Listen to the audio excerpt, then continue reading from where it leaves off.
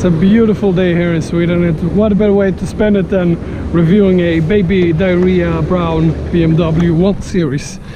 Now, I've always liked these cars because they are extremely fun to drive, and this is actually the first time I take my time to actually review one. Now, the one we're driving today is a 116 diesel. Now, 116 diesel may sound like, why would you do that? I mean, why would you do this to yourself? Why would you buy a 1 liter, 1.6, 1.5, whatever liter it is, or even 2 liter diesel and put it in 1 Series? Well, because this car is actually really fun to drive, for the first point. And the second point is actually that you get extremely good fuel efficiency on. I drove this yesterday, or the other day, and I drove it legit normally, like a normal drive, and I average, I think, 4.2 liters per 100 kilometers. And I was driving like pretty hard or normal-ish driving. I was not eco driving in the car, which is really cool. But if you don't like the diesel engines, you have actually petrol engine as well to choose from in this 1 Series generation. Now, when it was launched, it was quite controversial due to the looks. It had the same designer as the 7 Series, the 5 Series and the 3 Series. Personally, I think the car looks okay. I don't think it's one of BMW's most beautiful works, but I think it's actually decent. And like I said, variety of different engine. If you want a performance engine, you even have the, I think, 135i, which is basically the same engine as I think you get in the BMW 335i. And if it's the same engine, well, then that's quite cool, because that engine is a monster. It can tune them up to 400, 500 horsepower even. And I mean, 400, 500 horsepower one of these would be unbelievable. The interior in here, it feels magnificent. The quality is not the best. It's a little bit plasticky, which is not really BMW, but it's okay. The steering wheel, even if you get the normal steering wheel or the M Performance steering wheel, it looks great. It fits in your hand really nicely. The gearboxes that are available, you have automatics and manual. The manual feels great. The automatic feels also good. And like I said, a variety of different engine. Now, what I will do actually is to give you the amount of engine you can have in this car. I will pause the video and I will give you all the engine specification, all of them, so you know which engines were available on this car. Now,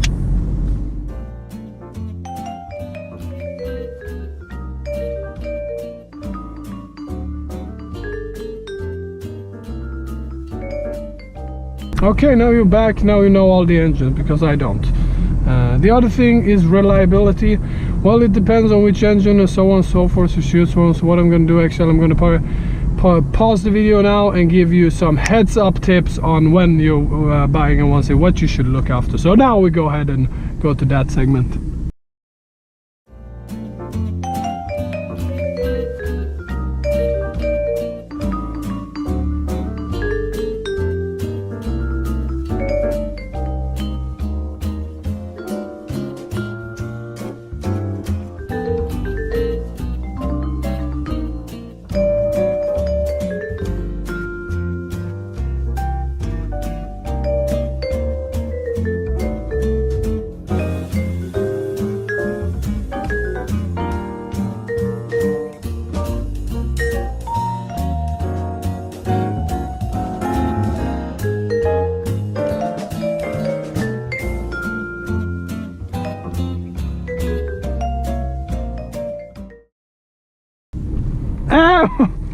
We are back, and now you know all of that thing. Now, how is this car to drive?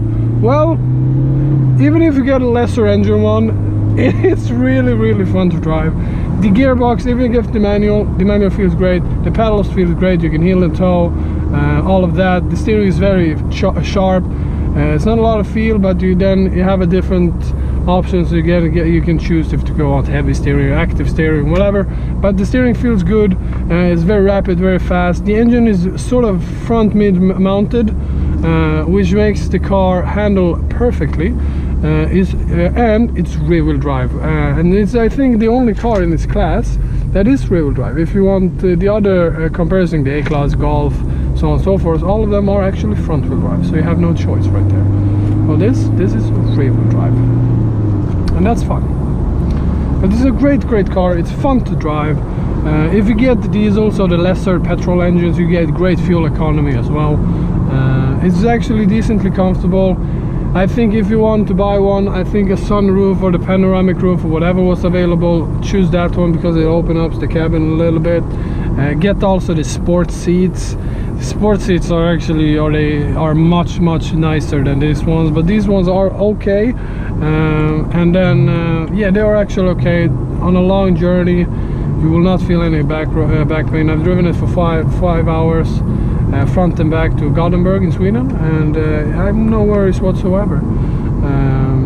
And yeah, and you have a variety of different cool options you can get back in the day. You can even get I mean, cruise control.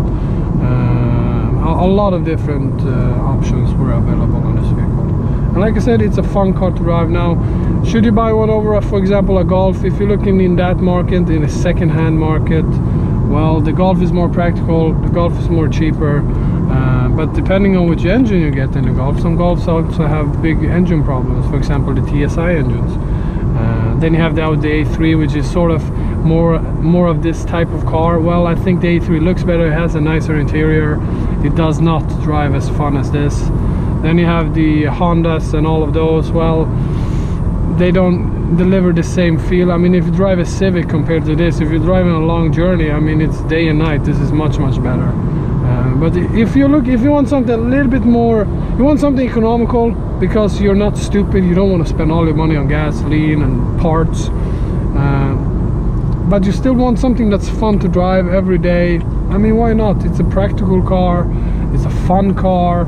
I mean, it ticks a lot of boxes. And even if you want something really bit extraordinary, 130 or 135i, I mean, you get a unbelievable performance car with a humongous amount of performance upgrades that you can give it on them.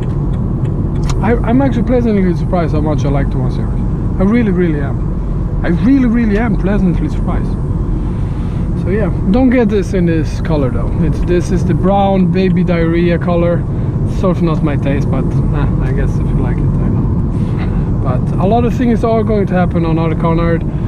I've not had time to film, but I've bought some fun. I have a nice fun car. I have a new fun car that replaced the 325, which has almost over 600 horsepower. So stay tuned for that, and a lot more videos are coming. I would not just get the time to upload them yet, but I am going to do it. I'm probably going to make more videos, hopefully. I've said it a long time, but I will do it. But I hope you like this video. If you want to see more of my reviewing style and whatever, subscribe if you want to, and like the video, because then I get more people that can see the video and everybody's happy.